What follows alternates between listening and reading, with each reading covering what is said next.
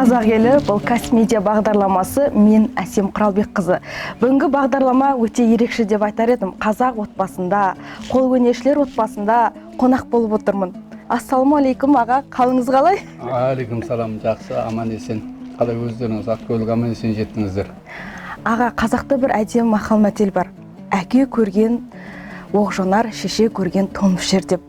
Осы бір ұлттық құндылықтарды, салт дәстүрлерді насихаттап жүрсіз. Ұлттық сезімді сізден артық білетін адам жоқ деп ойлаймын. Осы қолөнер мамандығына, саласына қалай келдіңіз? Ұлттық өнер дегенде әркімнің өзінің болмысы бар, әркім өзінің жете қабыл жеткізген жеріне де айтып жатады. Енді мынау әке көрген оқ жонар, ана көрген том пішер деген қазақта мақал, мынау ата мен ананың тәрбиесі балаға берген. Қазақта мынау жалпы қазіргі тарих бойынша көшпенді дейді. Шынын айтына келгенде әлемдік тарих дәлелдеп қойған, қазақтың көшпенді болмаған, ісмер өзіндік болмысы, ұрпақтан аманат, атадан балаға, баладан балаға, кешеден бүгін, бүгінге ертең. Жалпы қазақтың өзіндік аманаты бар. Салт дәстүрі, қадір қасиеті, болмысы, ожданы бар. Ождан деген барлығын бір қамтитын нәрсе. Өйткені қазақ қай салада болсын, шаруашылық саласында болсын, қару-жарақ саласында болсын, соғыс жағдайында болсын, жалпы той жағдай қазаққа ешқандай таңсық болмаған. Қазақ бәріне бірдей дайын болған. Өйткені өзіндік ұстанымы зор, ұлттық мүддесі жоғары, рухани деңгейі әлде қайда жоғарылап кеткен қазіргі дамушы ел дегендерің кезінде қазақ халқының етегінде қалған ұлттығын. Біреуді мысалға алмай-ақ қояйық, бір мемлекетті мысалға алмай-ақ қояйық. Қазіргі тарихшылар, біздің бүгінгі тарихшылар, қазақтың салт дәстүрі мен ұлттық ұстанымы туралы ештеңе айтпайды. Неге? Оларға бүгінгі таңдағы өздерінің ішіп жемі баласын қызметке тұрғызу. Burada саясатты да кіргізудің қажеті жоқ. Бірақ сол саясатта орыстың заманында, Қызыл империяның заманында жүріп, Өзбекәлі Жәнібек ағамыз керемет жұмыс істеп кетті. Енді осы арада сіздің сөзіңізге бір жалғау қоса салайын. Жолайрықта деген кішкентай ғана кітабы бар Өзбекәлі ағамыздың. Енді мен Арыстанбабқа барған кезде, Арыстанбабтан кейін Өзбекәлі Жәнібекке соғып, Құран оқымай шықпаймын. Өйткені мен рухани ұстазым. Ол кісімен мен табақтас болған жоқпын. Ол кісімен мен қатар жүрген жоқпын.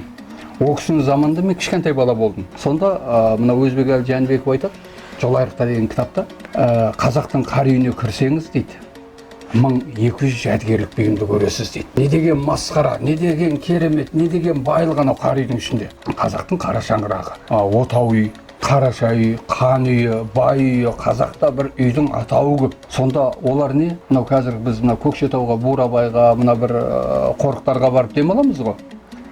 Қазақ жалпы қар үйді тойға неге дайындаған, жаңағы өзінің қандай бай екенін көрсетуге. Қазіргі байлармен бұрынғы байларды салыстыра алмайсың. Қазіргі байлардың кереметі өзінің дегенін өтпесе де тамағына керекті керексізін бәрін жинап алды. Ал бұрынғы бай қандай бай еді? Ол ауылымен бай еді, елмен бай еді, руымен бай еді, ұлтымен бай еді, болмысымен бай еді. Сонда байлыққа нені көрсетті олар? Байлыққа анау қой ішін көрсетті. Қандай киімде жүр? Бұтында масат шал бар, үстінде қыжым көйлек, басында бөркі бар қой ішінің. Қай байдың қойы? Сен байсың ба, қой ішің ба? Сонда ана байдың сондай пейілінің жоғарылығы өзінің қойшы арқылы өзінің байлығын көрсетілді. Мынау кеше Советтік Союз орнаған кезде байлар кулактар деп екіге бөлген кезде біздің қазақтың рухын бірден жойды. Өйткені Кампескеге салған кезде кешегі салт дәстүрді насихаттап жүрген қазақтың рухын көтеріп жүрген байлар түбегейлі құртты Кампескелеп. Сонда 45 үй болатын болса айналасында 45-іне сол байдың жұмысын істеп жатыр. Сол бай қазаққа жұмыс істеп жатыр еді ғой. Сонда Өзбекәлі Жәнібеков ағамыз нені көрсетіп кетті бұның ішінде? Сол байдың өмірін көрсетіп кетті. Байды бір байды жекелеген байды айтпайтын еді. Сол арқылы қазақты көрсететін еді ғой. Ұшан теңіз қазақтың көңілін, жайдары, жағалауын, сондай бір күш қуатын көрсететін еді. Стратегиясын жаңағы қарулы күшін көрсететін еді бай арқылы. Қазақта барымта, қарымта деген бар. Барымта тонаушы, қарымта қайтарып алушы. Сонда жаңағы оның батырлары болатын еді, әскері болатын еді. Сонда жаңағы ел, жер, жесір дауы дегенде бүкіл қазақ бір ұранның астына жиналып үлкен күш болатын еді. Мынау кезінде Қыпшақ даласы, бұның бәрін айтып отқан себебім, жаңа Өзбекәлі Жәнібектің кітабындағы жұрт әлі таппай отыр сол сөйлемді. Бірақ оқыса тауып болады. Қазақтың қар үйіне кірсеңіз, 1200 жәдігерлік бұйым бар дейді. Табалдырықтан аттағаннан бастап тулақты басасыз, түңілікке шыққанда шаңырақты көресіз. Шаңырақтан төмен түскенде қазақтың бүкіл дүниесін көресіз.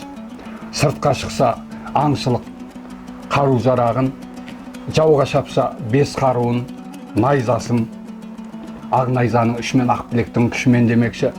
Жаңа жау кеткен соң қылышыңды тасқа шап деген бірақ анайылау айтқан ол кезде. Сонда мынау айбалта, найза, қылыш, садақ, қалқан шоқпар 5 қару түгел тұрған. Сол Өзбекәлі Жәнібек осының бәрін түгендеп келген кезде қазір аты аталмайтын дүниелер бар. Не деген керемет. Мынау ішетін кесеңізден бастап, шай ішетін кесеңізден бастап, ошақ астауыңыз, сабағыңыз, көбіңіз, кел сабыңыз, асадалыңыз, жүк аяғыңыз, келінің шымылдығы, жалпы айналып келгенде төрге шыққаннан қайып төмен қарай түссеңіз 1200 жәдігерлік бұйым көрінетін еді. Сол жаңа сіздің сұрағыңыз, ата көрген оқ жанар, ана көрген том пішер демекші. Анасын көріп, қызын ал, әкесін көріп, ал дейтін еді. Осындай бір мақал бар ғой, соғысып. Өмірде жаңа сіздің сұрағыңызға мен осылай жауап берген болар едім. Тамашаға өзіңіз айтып өттіңіз, рухани ұстазым Өзбекәлі Жәнібеков деп. Сіздің дәстүр орталығыңыз бар. Сізде ұстазсыз. Ұстаз бен шәкірт арасындағы байланысты, ұстаз бен шәкірт арасындағы қарым-қатынасты, өнерді шәкіртке үйрету жағынан өзіңіз айтып түсіндіріп өтсеңіз. Жалпы мен адамды екіге бөлем. Тірі, өлік деп. Адам действительно, мынау кеудесінде жаны бар, жүр. Бірақ ол өлік. Ода сана жоқ, уайым жоқ, қайғы жоқ, рух жоқ. Оны өлік дейді. Ал мен шәкірттерді екіге бөлем. Шәкіртім, еместер. Шәкіртім мынау өзінің келешегіне талап қылған азаматтар менің шәкірттерім. Енді мен дәл осы шаңырақтан 15 адам шығардым. Соның екеуі ағыстады. Біреуі қызым, біреуі бір інім. Мен бұрадан өзіме ұстаз да таптым. Енді мынау шәкіртті дайындау үшін өзің шәкірт болып көруің керек. 1981-83-тің арасында мен училищеде оқыдым. Сол кезде Абибулаев Үмбет деген ағамыз болды. Жас мұғалім ол кезде. Институт бітіріп келген, 2-3 жыл болған жұмыс істегеніне. Енді колледждің тірлігі ол кезде, колледждің тірлігі деген керемет тұғын қазіргі университеттерің оған жетпейді. Оны мақтанышпен айтуға болады. Сонда жаңағы Абибулаев Үмбет деген ұстазым жаңағы жұмыста отқан кезде, сабақта отқан кезде мен бөліктеп отыратын тұғын. Пақа мынаны битеміз ба? Пақырдың мынаны бите саламыз ба? Сонда сабақ өтіп отырып, маған жаңа мақұлдатып отыратын тұғын. Күндердің күні өтіп, 3-4 ай оқығаннан кейін Абибулаев, мен жаңа жатақханада емес, Абибулаев Үмбеттің үйін жатақхана қылып алдым. Ішіп жемімді сорада. Сонда ағай бір нәрсе сызып, мен ананы көрмей, ыстамай, біткенін қарамай, сон ілгенін көрмей, анардан кетпеймін. Сонда мынау қазіргі компьютер, мынау ксерекс деген жоқ. Ол кезде бәрін қолмен істейді. Сон 3 жыл үйрендім Абибулаев Үмбеттен. Жалпы оған дөр мен мектепте Бәрзәу Шәмиев деген әкемнің құрдасы, әрі екінші папа дейтін тұғымыз. Өйткені ол кісінің маған берген сабағы әрбір қимылын менен жасыратын тұғын. Соны іздеп қарап, бүгіл дейтін ау, кернай бүгіт. Кернай бүгіп атқанда, бүгіл 2 рет қайырлады. Соны мен жоқ кезде бір қайырып қояды да, мен барған кезде екінші қайыр бұрады екен, мен бірақ қайырымды көрем сонда. Менің қайырғаным бәрі ашылып кете береді. Сонда мен сол кісіден бір 6-7 жыл сабақ алдым, Бәрзау Шәмеевтен. Биыл қайтыс болды әкем. Сосын мынау аяқ киім тігіп үйрендім. Аяқ киімді Ақтай деген кісіден. Ибрагимов Ақтай деген кісінің мынау бігіз дейді олар. Біз дейміз. Екі бізі болады, екеуі де қайқы болады мынандай. Сонда бүйтіп отырып тіккенде қазір машинаны тіге алмайды. Осындай нәрселерді өзім ізденіп жүріп үйрендім. Мектепте жүріп үйрендім. Енді мен сол кісілерден алған сабақтастығымды, сол кісілерден алған тәрбиемді бере алдым деп ойламаймын. Өйткені менің мінезім шадырлау. Сол жаңағы менің қазіргі шәкірттерім Қызылорда облысында, Аралда, қалада, Қармақшы, Жосалда, Жаңақорғанда өзім мектебім бар. Сонда жаңағы қазіргі шәкірттер алып келген дүниесін қарап отырып кейде балталап тастаймын. Бір қараймын да балталай беремін шетінен. Көке дейді, менің бір асыл дүнием еді дейді. Жоқ, бұны жұрттың алдына алып шықпа, қазақ бұған қуанамайды деймін ғой. Не алып шықсаң да қазақты қуант сен. Қазақтың салтын, дәстүрін, қадір, қасиетін, күш қуатын көрсет деймін ғой. Сөйтіп шәкірттерді кішкене мен зорлық салып жүремін. Бірақ Құдайға шүкір, менің бір үлкен шәкіртім бар, Жеңіс деген жігіт қазір Павлодарда бір өлкетану музейінің директоры. Сол таяқ жеген шәкірттерім жақсы жолға түсіп кетті. Енді мен шәкірт жөнінде көп айтамаймын. Енді шәкірт жөнінде көп айтамайтын себебім, біздің уақыттағы адами қағида мен мына уақыттағы адами қағида келмейді. Біздің уақытымызда үлкенге құрмет, кішіге ізет демекші, ағайлар келатса мына шәкіртімізді қолымызға ұстап алып төмен қарап тұратын ағай өтіп кеткенше. Қазір шәкіртісін алмақты бұл аузында темекісі, қолында жаңа несі бар, пепсиі бар, қайтса коласы бар, бетіңе бажырайып қарап тұрады. Бұны мен енді ұстазсыз шәкірт тұл, шәкіртсіз ұстаз тұл дейді. Мен енді анандай шәкірт дайындадым деп айтамаймын. Бірақ сабақтас шәкірттерім бар. Аға, өзіңіздің перзентіңіз, өзіңіздің шәкіртіңіз. Енді сіз отбасыларыңызбен қол өнер бұйымдарын жасауға, ағаш бұйымдарын жасауға бейімсіздер. Рұқсат болса, өзіңіздің қызыңызбен ары қарай сұхбатымызды жалғастырсақ. Атаңызға рахмет.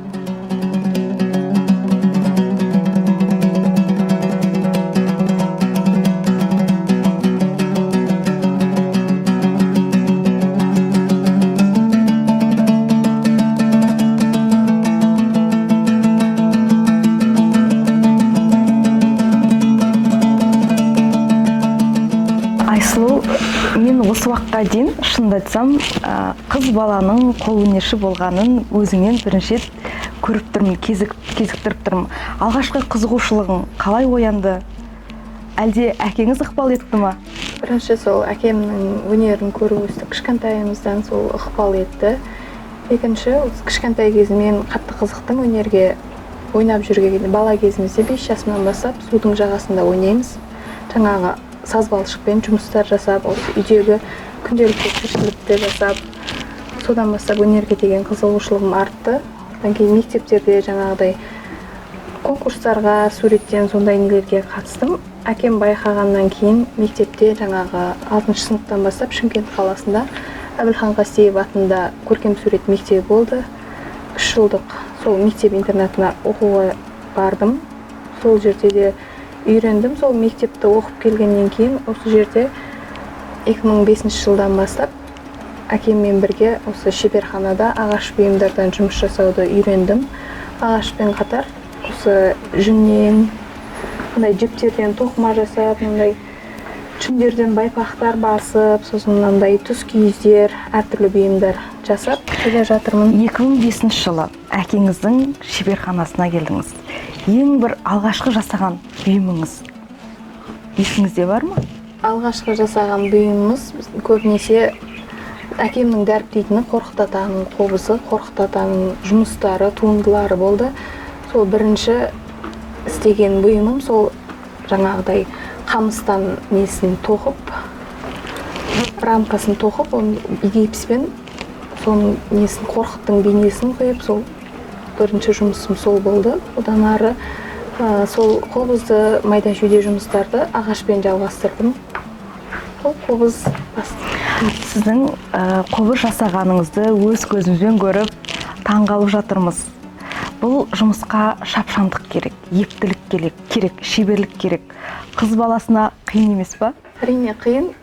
Ағашпен жұмыс деген көбінесе қара күшті талап етеді. Менде ондай күш бар деп айта алмаймын. Неге? Шамам келгенше тырысамын енді станоктармен жұмыс. Сіз былай сыртқы көзге былай нәзік болып көрінгенмен іске келгенде күш қуатыңыздың қандай екенін көріп аузымыздан суымыз ағып жатыр. Айсұлу, енді өзің де айтып жатырсың, ағаш өнері оңай емес деп. Бір қолды тіліп, бір сондай бір ұрып алған, көгертіп алған кездер болатын шығар енді. Иә, ондай жағдайлар көп болады. Қолымды станокқа айналдырып алғанбыз жұмыс жасап жүргенде. Содан кейін көбінесе сол ағаш бұйымдар жасауға қорқып қалдым. Тек қана станоктармен емес, көбінесе қолмен әрлеу кезінде, жаңағыдай бояйтын кездерінде қатысам ағаш жұмыстарға. Қол өнер бұйымдарыңызды, ағаш өнеріңізді көріп жатырық.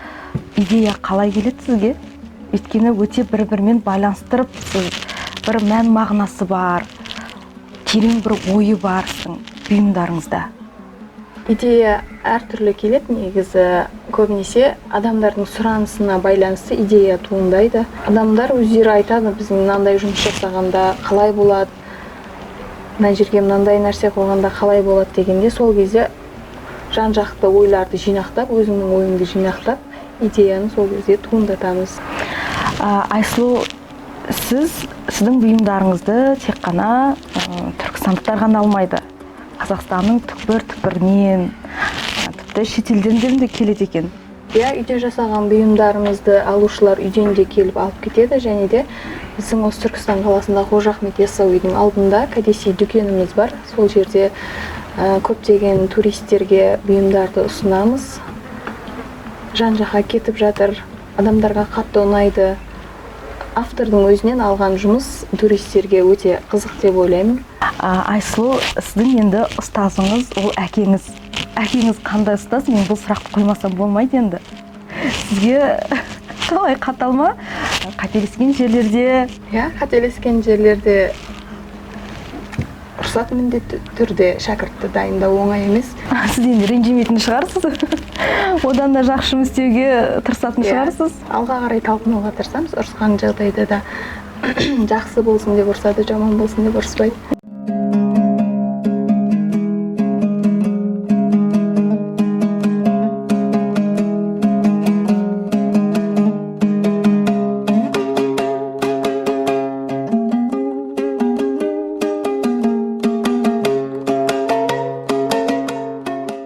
Айсұлу, дүкендегі заттар енді көзің жалын алады. Өзің түсіндіріп тоқталып өтсең, қандай бұйымдарды ұсынып жүрсің? Біздің дүкенімізде әртүрлі бұйымдар бар. Көбінесе бұйымдарда адамдарға ұнайтыны жаңағы біздің мешіттің Қожа Ахмет Яссауи бабамыздың кесенесінің суреті бейнеленген жұмыстар көбінесе ұсынылады. Сол адамдарға қатты ұнайды. Өйткені ол кісілер бұл жерге зиярат етіп келеді, қыдырып келеді. Сол үшін сондай суреті бар жұмыстарды алып кетеді. Және де көбінесе қолдан жасалған бұйымдарды адамдар қатты тұтынады, ұнатады және күнделікті қолдануға керек заттарды алады. Мысалы, офиске столға қоятын органайзерлер бар, сондай жұмыстар, және де жаңағы жастықшалар бар, жүннен басылған, қойдың жүннен басылған, бия жүзінен басылған, өте денсаулыққа пайдалы жастықтар, және де кішкентай балаларға тақия, аяқ киім, сондай күнделікті қолдануға арналған заттарды тұтынады келушілер. Айсұлу, маған енді қыз баласы болғандықтан, енді әрине қазақша кезден жасалған қуыршақтарын қатты таңғалдырды. Маған ұнады деп айтсам болады.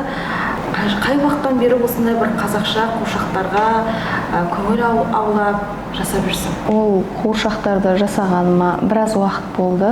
2009 сол кездерде бастадым десем болады. Мен әкеммен бірге 2006 жылдан бастап көрмелерге шығам, жан-жаққа қалаға. Сол кезде әртүрлі шебер апаларымыздың жасаған қуыршақтарын көріп қызығам.